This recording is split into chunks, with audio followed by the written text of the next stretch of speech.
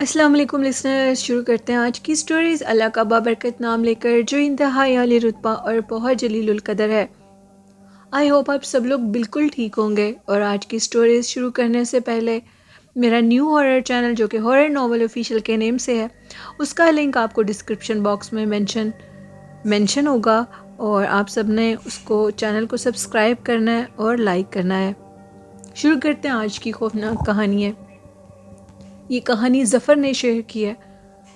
ظفر کہتے ہیں کہ میں کوٹ مومن میں رہتا ہوں اور سرگودا کے ایک ہوٹل میں جاب کرتا ہوں۔ آپ کے چینل کی سٹوریز کافی شوق سے سنتا ہوں۔ بہت شکریہ ظفر آپ کا۔ ظفر کہتے ہیں کہ میں آپ کے ساتھ خوفناک واقعہ شیئر کروں گا۔ ہم لوگوں کے گاؤں کوٹ مومن میں ایک گھر ہے جہاں پر ایک خوفناک جن پایا جاتا ہے، ایک نہیں بلکہ کئی جن۔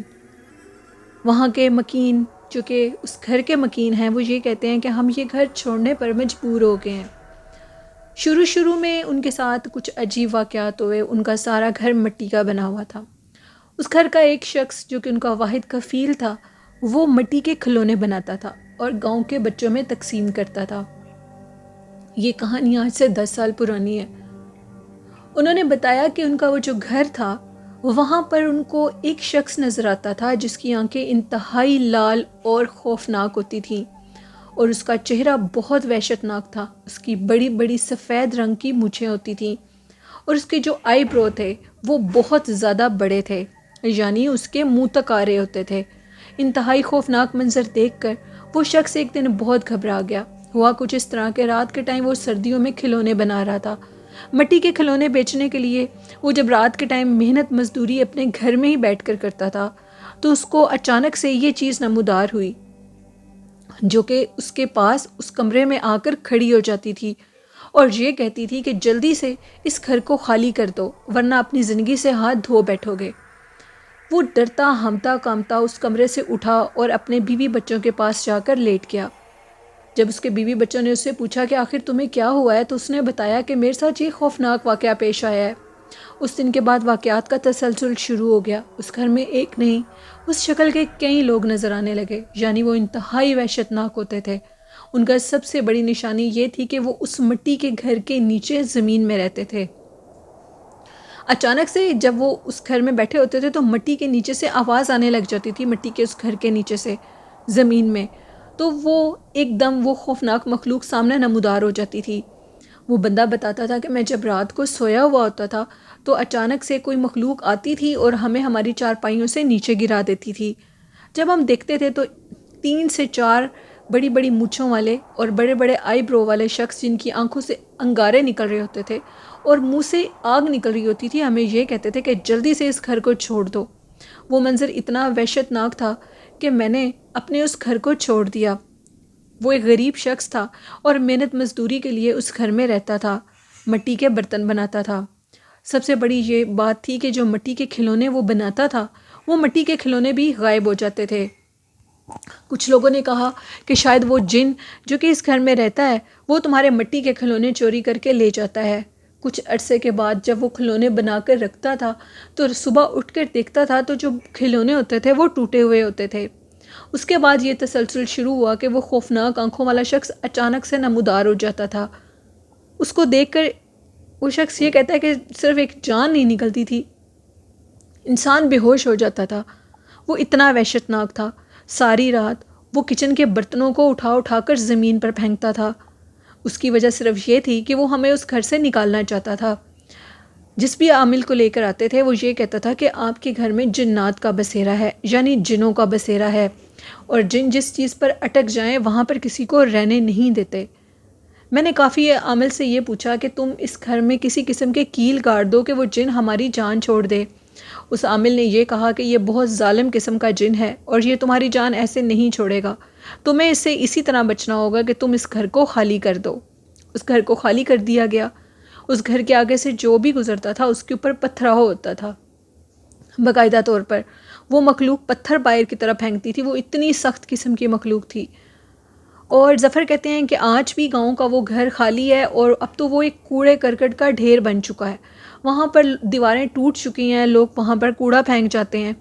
وہ جو شخص ادھر رہتا تھا اسے بھی وہ جگہ گاؤں کے بڑے ذمہ دار نے دی ہوئی تھی جب اس جگہ کے متعلق کافی کمپلینز آئیں تو اس شخص نے بھی اس گھر کو چھوڑ دیا، اور اب وہ ایک کوڑے کرکٹ کا ڈھیر ہے، اور اس کوڑے کرکٹ کے ڈھیر کے پاس سے گزرے ہیں تو کوئی مخلوق اوپر پتھر پھینکتی ہے، تنگ کرتی ہے، انتہائی گندا تعفن پھیلا ہوا ہے اس جگہ پر۔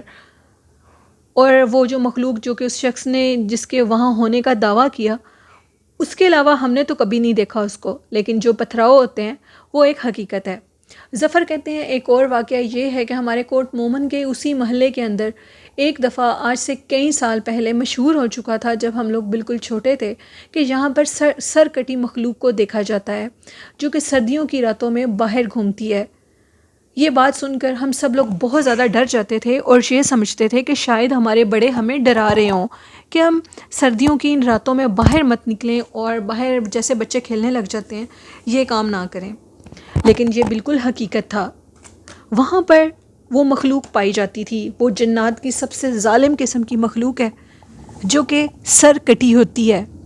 وہ بیسیکلی سر کٹی نہیں ہوتی، ظفر کہتے ہیں کہ اس نے اپنا جو حلیہ، جو ظاہری شکل ہے، وہ اتنی وحشت ناک بنائی ہوتی ہے کہ وہاں پر رہنے والے لوگ اس کو دیکھ کر بھاگ جائیں۔ کہا جاتا ہے کہ جنات انسانوں کو تنگ نہیں کرتے، لیکن یہ واقعہ بھی میرے بچپن کا ہے، جو کہ وہ مخلوق ادھر آتی تھی، ہمارے بڑوں نے اس کو دیکھا، اور وہ گلی کے اندر سے واضح طور پہ جب گزرتا تھا تو یوں لگتا تھا کہ جیسے کوئی جانور غرا رہا ہو، کسی کے غرانے کی آواز آ رہی ہو۔ پہلے وقت بہت زیادہ اور قسم کے ہوتے تھے، ایسی مخلوقات جو کہ بہت زیادہ ہوتی تھیں، اویئرنیس بہت کم تھی، لوگ جلدی جلدی اپنے گھروں میں چلے جاتے تھے، گرمی ہوتی تھی یا سردی ہوتی تھی، لیکن وہ ساری رات جاگنا، موبائل یوز کرنا، ڈرامے دیکھنے، یہ کام تب نہیں ہوتے تھے۔ لوگ اپنے کام کرتے تھے اور اپنے کام کرنے کے بعد سو جاتے تھے، گلی محلے بہت جلدی ویران ہو جاتے تھے۔ اور پھر آپ خود سوچیں کہ کوٹ مومن آج سے 20-25 سال پہلے کیسا ہوگا۔ یہ تب کا واقعہ ہے۔ میرے ابو یہ بتاتے ہیں کہ ہم نے اس مخلوق کو اپنی آنکھوں سے دیکھا۔ وہ ایک شخص تھا جس کے ہاتھ میں اپنا سر ہوتا تھا، اور وہ گلی کے اندر سے باقاعدہ طور پہ گزرتا تھا، اور جہاں جہاں سے گزرتا تھا ایک خوفناک آواز آتی تھی، اور اس کے بعد کوئی بھی محلے کا شخص اس گلی رات کے ٹائم باہر نہیں نکلتا تھا۔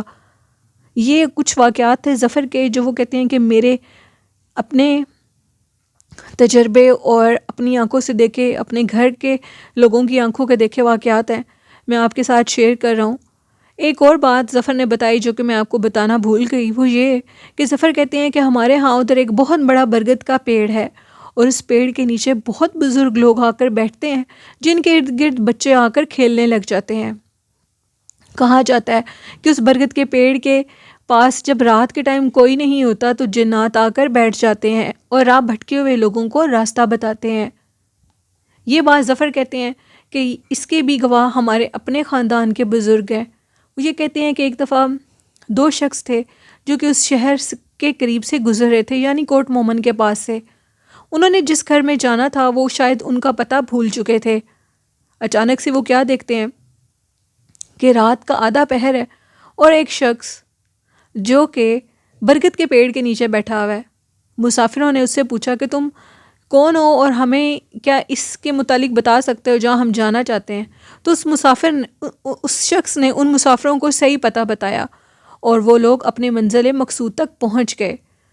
انہوں نے کہا کہ آپ کو ہمارے گھر کا پتہ کس نے بتایا ہے؟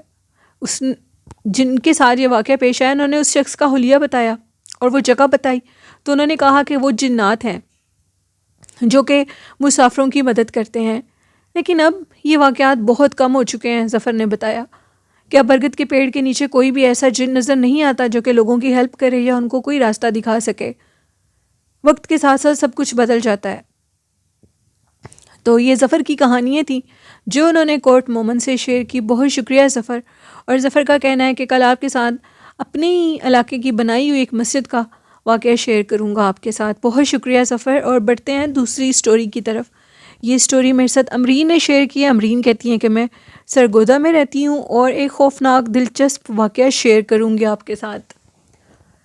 امرین نے بتایا کہ ان کے کچھ ریلیٹیو کراچی میں رہتے ہیں۔ وہاں پر ایک شمشان گھاٹ ہے جو کہ اب استعمال میں نہیں ہے۔ وہاں پر کسی کی بھی وہ جو بھی میت ہے اس کو آرتی نہیں دی جاتی، اس کو شانتی جو بھی ہے نہیں دی جاتی۔ امرین کہتی ہیں کہ اس علاقے میں مشہور ہے کہ ایک چڑیل کا بسیرا ہے، کچھ لوگ اس کو بدرو کہتے ہیں، کچھ لوگ اس کو روح کہتے ہیں، جو کہ اسی شمشان گھاٹ کے اندر رہتی ہے۔ انتہائی وحشت ناک اور خوفناک وہ مخلوق جو کہ اس شمشان گھاٹ کے اندر ہے، اس شمشان گھاٹ کے قریب سے بھی کوئی گزرے تو وہ اس کے سامنے نمودار ہو جاتی ہے اور بہت بھیانک اور خوفناک ہے۔ وہ کہتے ہیں کہ اسی شمشان گھاٹ کے پاس سے امرین کہتی ہیں کہ ہمارا ایک کزن گزرا اور اس کے ساتھ یہ واقعہ پیش آیا۔ اس کو ایک عورت کھڑی ہوئی اسی شمشان گھاٹ کے دروازے کے آگے ملی اور کہنے لگی کہ مجھے فلاں چیز لا دو، مجھے ضرورت ہے۔ کہتے ہیں کہ دوپہر کا ٹائم تھا، میں نے جا کر اس عورت کو وہ چیزیں لا کر دے دیں۔ نیکسٹ ڈے میں دوبارہ ادھر سے گزرا تو وہ عورت دوبارہ ادھر کھڑی تھی، اور اب وہ جو چیزیں منگوا رہی تھی ان کی جو تعداد تھی وہ پہلے کے دن سے کئی درجے زیادہ تھی۔ جب وہ دکاندار کے پاس وہ چیزیں خریدنے کے لیے گیا تو دکاندار نے کہا کہ تم اتنی چیزوں کا کیا کرو گے؟ کل بھی تم اتنی زیادہ چیزیں لے کر گئے ہو اور آج پھر لے کر جا رہے ہو۔ اس لڑکے نے کہا کہ فلاں فلاں جگہ پر ایک شمشان گھاٹ ہے اور ادھر ایک عورت کھڑی ہوئی ہوتی ہے، وہ مجھ سے یہ چیزیں منگواتی ہے۔ کیونکہ اس علاقے میں تو سارے جانتے تھے، لیکن یہ لڑکا چونکہ اتنی بڑی عمر کا نہیں تھا، ایک بچہ تھا، انہوں نے کہا کہ چلو میرے ساتھ اور مجھے بتاؤ کہاں پر وہ عورت کھڑی ہے۔ وہ لڑکا اس دکاندار کو اسی شمشان گھاٹ کے دروازے کے آگے لے گیا جہاں پر وہ عورت کھڑی ہوئی ہوتی تھی۔ اس نے کہا کہ اب بلاؤ اس عورت کو، جس پر اس نے کہا کہ وہ عورت مجھے کہہ رہی تھی کہ میں یہیں کھڑی ہوں گی تو مجھے چیزیں لا دینا، لیکن اب وہ ادھر نہیں کھڑی، میرے پاس تو اس کا موبائل نمبر بھی نہیں ہے اور نہ میں اس کو جانتا ہوں، وہ مجھے یہیں کھڑی ہوئی نظر آتی ہے۔ اس دکاندار نے کہا وہ ایک چڑیل ہے، اس سے بچ جاؤ، وہ تمہیں جانی نقصان دے دے گی اور وہ شاید تمہیں اپنے جال میں پھنسانا چاہتی ہے۔ اسی طرح یا تو وہ تم پر عاشق ہو جائے گی یا وہ تمہیں اس قابل نہیں چھوڑے گی کہ تم اپنی زندگی کو نارمل طریقے سے گزار سکو۔ آئندہ اس راستے سے مت گزرنا۔ ہمارا وہ کزن ادھر سے گزرنا چھوڑ گیا۔ پھر وہ عورت اس کے خواب میں آئی اور اس کو کہنے لگی کہ میں نے تم سے کچھ چیزیں منگوائی تھیں اور تم مجھ سے میرے پیسے لے گئے تھے، میرے پیسے مجھے واپس کرو ورنہ میں تمہیں جانی نقصان دے دوں گی۔ میرا کزن ڈرتا ہوا اٹھا اور اپنے امی ابو کے پاس گیا اور ان کو وہ سارا ماجرا بتانے لگا۔ انہوں نے پھر ایک مولوی صاحب سے پوچھا اور کہا کہ ہمیں بتائیں آخر ہم کیا کریں، وہ مخلوق ہمارے بیٹے کو بہت زیادہ تنگ کر رہی ہے اور اس کو تکلیف دے رہی ہے، اس کی خواب میں آتی ہے تو جب وہ اٹھتا ہے تو اس کی طبیعت بہت زیادہ خراب ہوتی ہے۔ مولوی صاحب نے کہا کہ وہ جو پیسے اس عورت نے اس کو دیے تھے وہ پیسے یہ مجھے دے دے اور میں ان پیسوں کو خود اس تک پہنچا دوں گا، کیونکہ یہ بچہ ہے اور وہ اس کو کوئی بھی نقصان دے سکتی ہے۔ جب مولوی صاحب نے وہ پیسے دیکھے تو وہ پیسے دے کر ان کو پتہ لگ چکا تھا کہ یہ جنات کی شیطانی ہے۔ انہوں نے وہ پیسے لیے اور وہ پیسے لے کر اسی شمشان گھاٹ کے دروازے کے آگے پھینک دیے اور باقاعدہ طور پر اونچی آواز میں یہ کہا کہ یہ وہ پیسے ہیں جو تم نے اس بچے ذی شان سے کو دیے تھے، اس نے وہ پیسے واپس کر دیے ہیں، اس کو اب تنگ مت کرنا۔ بہت سے علاقہ مکین نے یہ کہا کہ ہمیں وہ مخلوق نظر آتی ہے اور باقاعدہ طور پر اپنے پاس بلا کر کوئی کام کہتی ہے اور جو شخص اس کا کام کر دیتا ہے اس کو وہ پھر ان کے بقول وہ تنگ نہیں کرتی، نقصان نہیں دیتی، اور جو اس کے کام سے انکار کرتا ہے اس کو وہ بہت زیادہ ڈراتی ہے اور اس کے اوپر حاوی ہو جاتی ہے۔ یہ ایک واقعہ تھا امرین کا جو انہوں نے سرگودا سے شیئر کیا۔ بہت شکریہ امرین۔ یہ تھیں آج کی خوفناک کہانیاں۔ لسنرز کیسی لگیں آپ کو؟ اپنا فیڈ بیک ضرور دیا کریں۔ والدین جیسی خوبصورت نعمت کی قدر کریں اور نماز، درود شریف اور قرآن پاک کو زندگی کا حصہ بنا لیں تو کامیابیاں ہمارے قدم ضرور چومیں گی۔ میرے اس چینل کو سپورٹ کریں، چینل کو سبسکرائب کر کے اپنی ہوسٹ نیلم یاسین کو اجازت دیجیے۔ دعاؤں میں یاد رکھیے گا۔ اللہ حافظ، اللہ نگہبان۔